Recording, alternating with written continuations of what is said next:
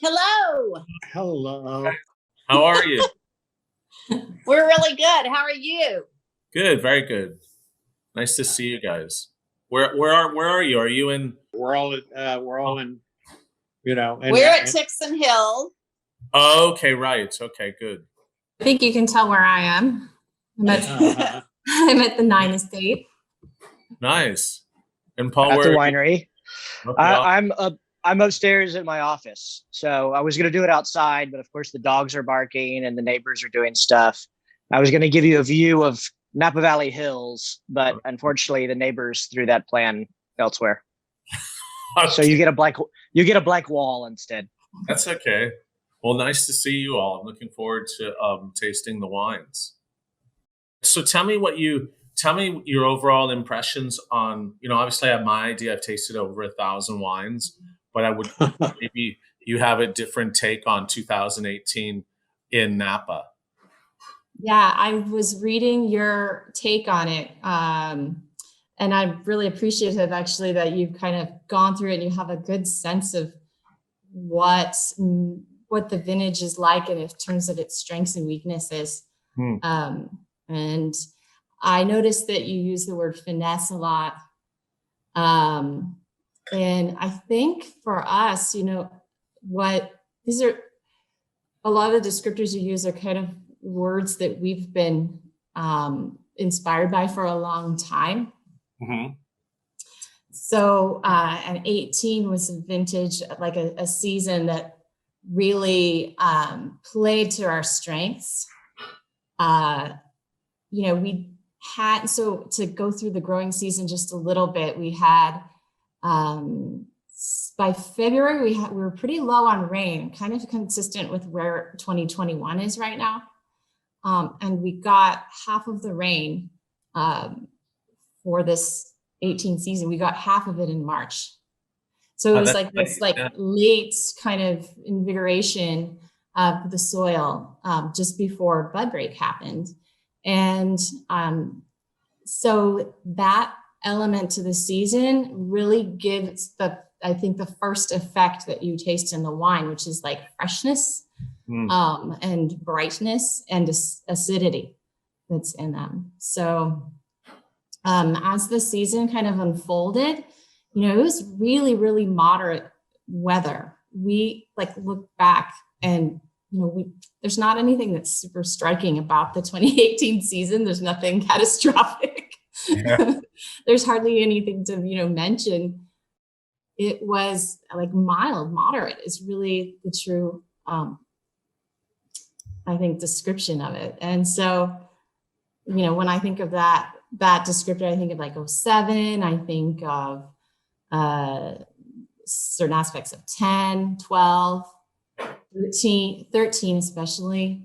And do you get some of those, that kind of qualities, that moderate sense?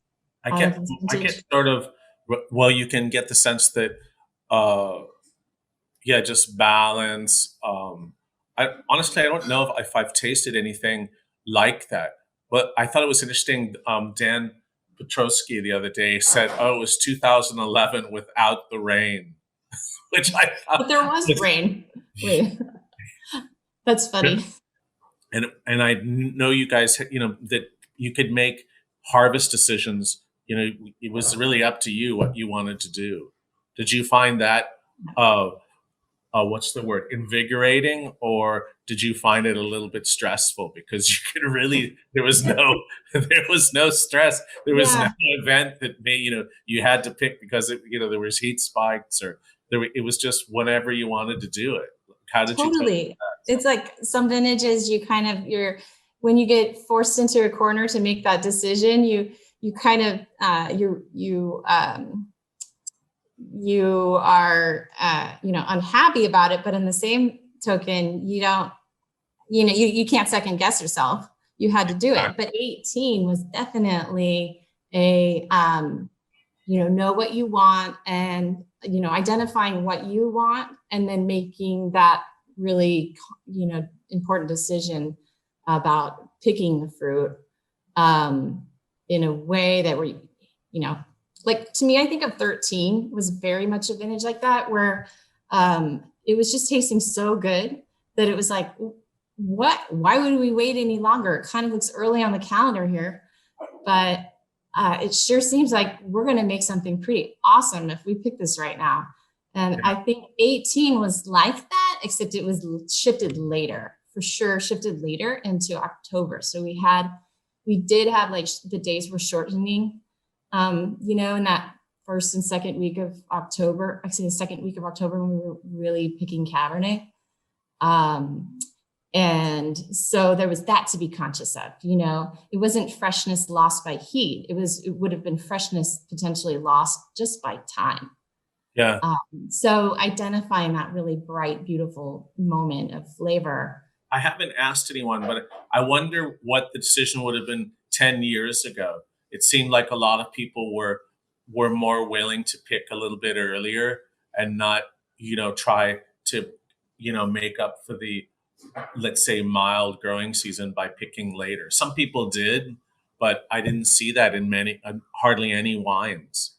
Yeah, I think 18, I believe that was a year where I remember like noticing vineyards just getting picked at completely different times than normal. Yeah. Everybody was trying everything. I think maybe it's because there was an opportunity, really new opportunities. Yeah. But We didn't want to wait on rain or smoke. Right. That's for sure. But there is like crazy. I think there was like one other thing that was playing out though, which was like crop size. Yeah. Because we thought that with some of the shatter and stuff we got in the springtime, we thought we had kind of looser clusters. But since what happened was the berries like continued to size up. And my thought on that is that they were sizing out because there was just not any heat.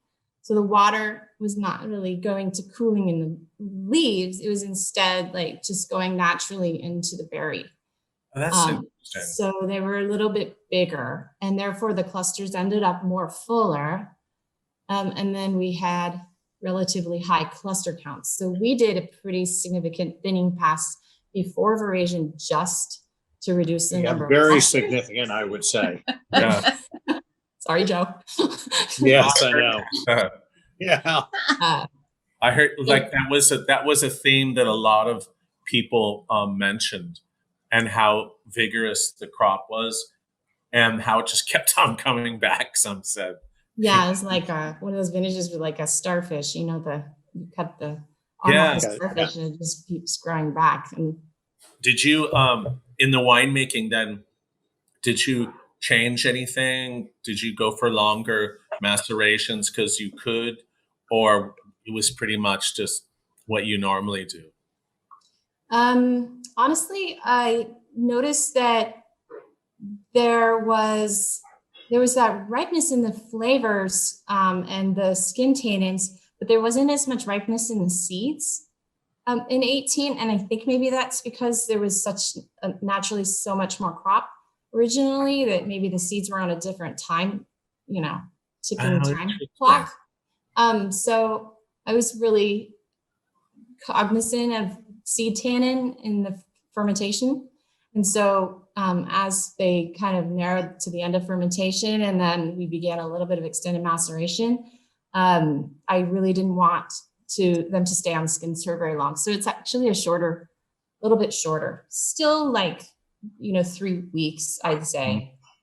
So nothing like way outside of our classic, but I'd say just like on the shorter end of typical. Yeah, it's been interesting. A lot of your that's been another theme, which I should have mentioned in the article. But a lot of people are which is nice for Napa, is they're all talking about tannins now. Like that. Not alcohol. Yeah, it was, or fruit, and talking about quality of tannins. And that's really interesting because, in Bordeaux, that's all they talk about is tannins, or Barolo, talking about the quality of tannins. And I think that's really interesting that a lot of producers in Napa are talking about that now, which I think really shows, an evolution in what everyone's doing. I mean, when you make a shift in your picking, if others that are making a tactical shift in their picking timing, there's a ripple effect there of phenolic structure. Yeah. Coming from whether it's the skins and what they need to be able to be extracted, or it's the seeds having, depending on the site, how much ripeness they're going to have at an earlier picking date. And that that has to be adjusted. And so 19 was a bit like that as well. Are you excited about the 19s? 19 is great. It's Yeah, I'm shaping hearing that. great. Yeah. I'm excited. 17, 18, 19 are kind of this, they're this shift in the La Nina, El Nino cycle. Like I kind of think things go in 3-year shifts, and 17, 18, 19 are all this really beautiful vintages that are very aromatically driven. And the more we've been more and more like dialed in on extraction, that we can get like a really pretty richness and finesse in the wine, even in vintages that are, lot. Yeah. So it's a really great balance. So yeah, 19 is going to be an awesome follow up to 18. How interesting you say that, aromatic driven, because it's so true that the most striking thing about 18 is the aromatics, and also aromatics, not just fruit, where it had like forest floor and mushroom and like all these sort of different character rather than just pure fruit, which is pure fruit's great, but it really had all these subtle differences and complexities, and every single wine's like that. Totally. I think this vintage like leads with those really site-driven aromatics. Yeah. And then the fruit kind of comes. And I think a lot of vintages, at least in the drought period, they were the exact opposite, where they start out with those really, just draw you in with the deep, beautiful fruits. Yes. Of the sunshine here. And then you get, wafts and lovely nuances. So it's this one's a little, I think there's a little intellectual nature to yeah. And at the same time, the wines in general, how they're structured, like you smell it and then you just want to drink it. It's like, okay, I'm not aging this wine, I'm just drinking it. So it's a really really appealing wine, appealing vintage. Okay, what wine do you want to start out with? Tychson Hill. Oh, beautiful.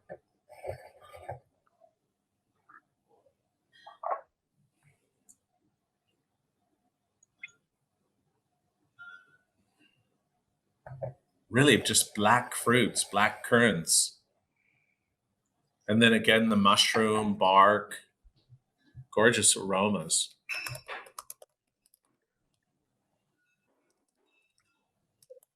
I like that you said currant, because Yeah. I think that implies that like really bright sensation of acidity on the palate, sort of that black where there's the fruit there, but then the currant is that little pop of freshness on the palate. Really has, I like it has a delicacy to it, even though it's rich, and it's really sort of just floats on your palate. Do you get just like this floral element to it? It's Yes. a little, like violets violets maybe, because that implies a little more like botanical note to it, but also a little jasmine. Totally. Something a little bit like fragrant and sweet, but not cloying. Really long, but at the same time, not, how it just like these floating clouds or something. I don't know, it's just so Yeah.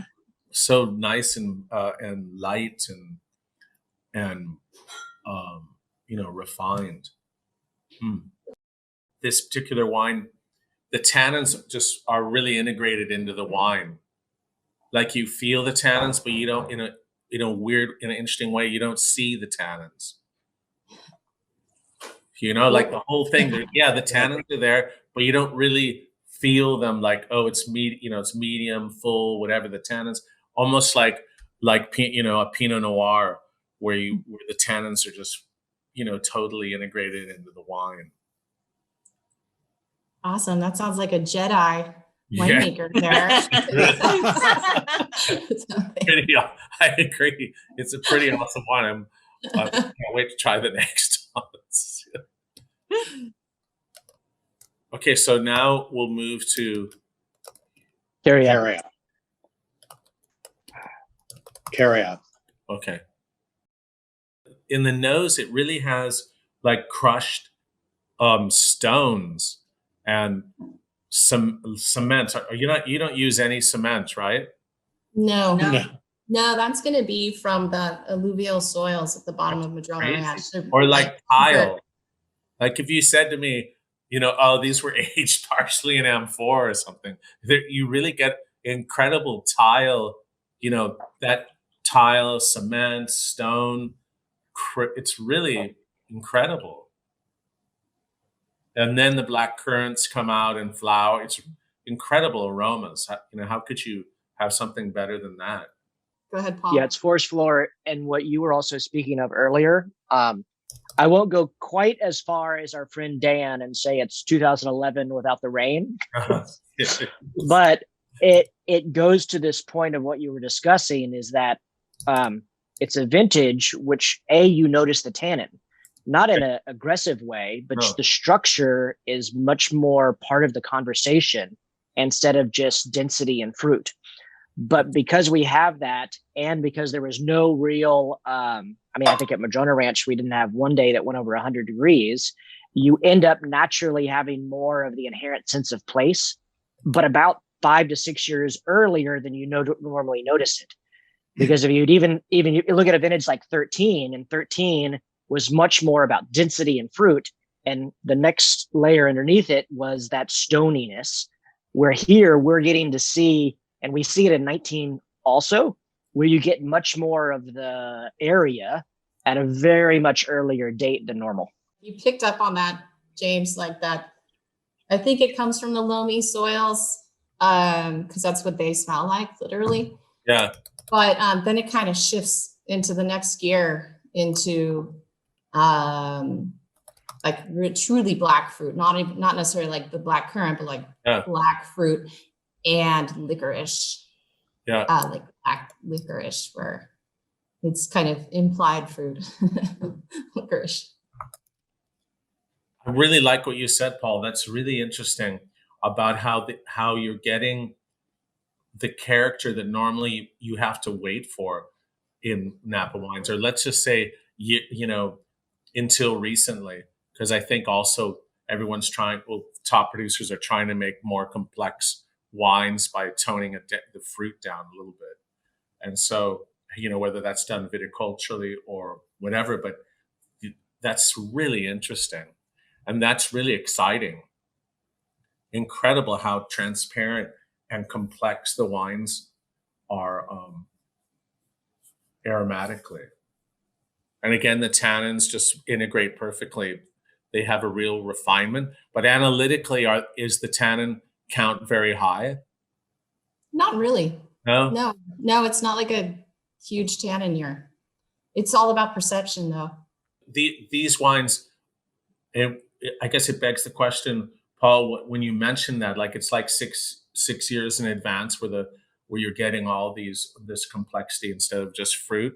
Do you think that these wines are early drinkers? And there's nothing negative with that, by the way. I think that that's the ultimate fine wine, is when you can drink young and old. Yes, I do. I think that goes in 18, and we've seen it in 16, 18, and I think you see it in 19, is the wines don't necessarily go towards the absolute full-bodied part of the spectrum. They have density, but they also have a little bit of this richness without heaviness. And they have this ability to be, as you said, even with Tychson Hill, and you get it at Cariad also, where they're almost like airy. Yeah, exactly. They're super intellectual, but they're not ponderous. And I think that it's the vintage and also just the continued evolution of the sites and how we look at them. So I think that 18 is going to be a vintage, which, it's hard to necessarily even make a comparison. There's nothing in the first part of the 2000s, which I think really fits. You'd have to go somewhere in the 90s to maybe find a comparison. But I don't think that you got at that point already the natural balance between the texture, i.e. the fruit, and then the inherent sense of place. And I mean, we just finished the blending of the 2019s last week or 2 weeks ago, and we see some of that same kind of high-toned aromatics, wonderful medium to full-bodied mouthfeels. But instead of necessarily being broad, they're more intense. And you get like, this is Tychson Hill, this is Cariad, this is number 9 estate, very early on.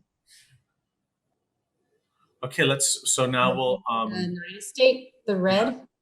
Well, this is really different. This has a lot of black truffle for me, which is pretty crazy. It's the season. It's the season. You've been probably eating too many black truffles. Is that why? No, I haven't had any. Like, I want some now. Yeah. I should have some with some scrambled eggs for breakfast. But really, that just came out of nowhere, and I just smelled like, oh my God. Like, how often do you see black truffles in a wine from Napa? You know, maybe later on, right off the bat like that. How exciting. But it's even got like this black raspberry. If you go to it, it's that initial first blast of the current, but then there's something almost more juicy that we didn't see in the first 2 wines, like this almost dark raspberry. Yeah. And already we're starting to get the truffle, but also usually it takes a few years, is that you'll get almost like cracked black pepper that comes from 9 Estate, in addition to the usual botanical aromas that we always associate with it. This wine is totally a mood ring to me. Yeah. And I think when I think about it, what I mean is that when it depends kind of what is the weather outside, or what is your mood? What are you feeling like? There's so many like facets to this wine, and this particular vintage is like super pixelated. So you can like zoom in a lot. You know, we're all zooming in a lot in 2020, right? Because we're like, everything's digital. So that's a real paints the picture. But there's just a lot of detail. Do you do the assemblage? Do the blend later in the age, like, or do you do it very early? We do it later. We do just a few months before we're going to bottle it. So we'll be blending the 19s, for example, in March and April, and then bottling them in May and June. Wow. And structurally, really different than the other two. Much more sort of framed, the tannins, like it's framed and then everything else inside.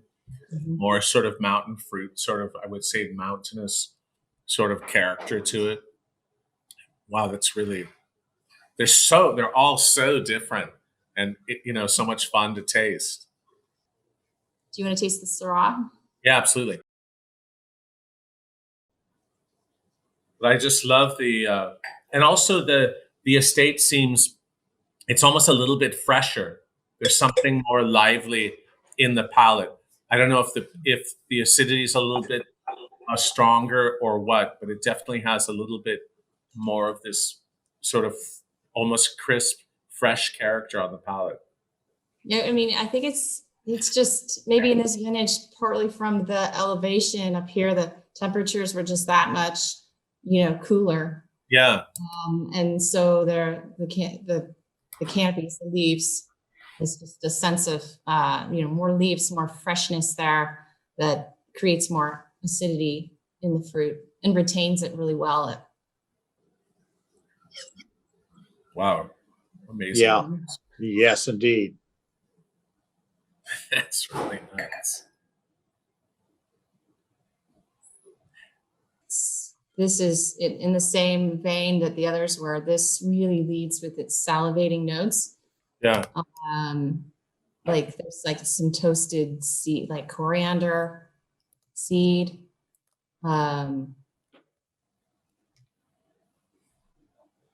Like cracked white pepper. I was thinking of about what you said about the pips, the seeds in the grapes. Mhm. And so you didn't have that sort of coffee crunchy character then that you get in hot years, did you? You know, honestly, they gave the sensation when we were picking it. They gave the ripe feeling. But one thing that we do in all the little like analysis and just really to wrap our brain around each vintage is we count the seeds. Every year there's just an ebb and flow of how many seeds per berry, and 18 had a higher number of seeds per berry. So where you might normally have 1 to 2, you could have 2 to 3. And so it wasn't really until the extraction process and late in the fermentation that's when you really start to extract seed tannin, that we could tell there was a bigger proportion of seed tannin coming through. We kind of saw the writing on the wall because we were doing this historical look, pre-harvest, and it turned out to have an effect on the proportion of that tannin in the wine, the catechin. Mm-hmm. Well, listen, thanks so much for the tasting. It was really fantastic and a great way to start a Tuesday morning. And just really fun to see you all. I obviously miss Napa, and it would be great to be there. But this was equally fun, and in some ways even better because we were like really focused and touched on a number of really interesting things that is easy not to focus on, whether the seed count or how the wines were more open than normally it would take 5 or 6 years to get there. So it's really a exciting vintage and exciting conversation and tasting. So thanks again, guys, for everything. Thank you. Thank you. Yeah, Thank you. look forward to seeing you all sooner than later. Thank Thank you, you. We James. have some Hope great to see wine you to this drink year. tonight. Bye. Bye. Cheers. Bye-bye.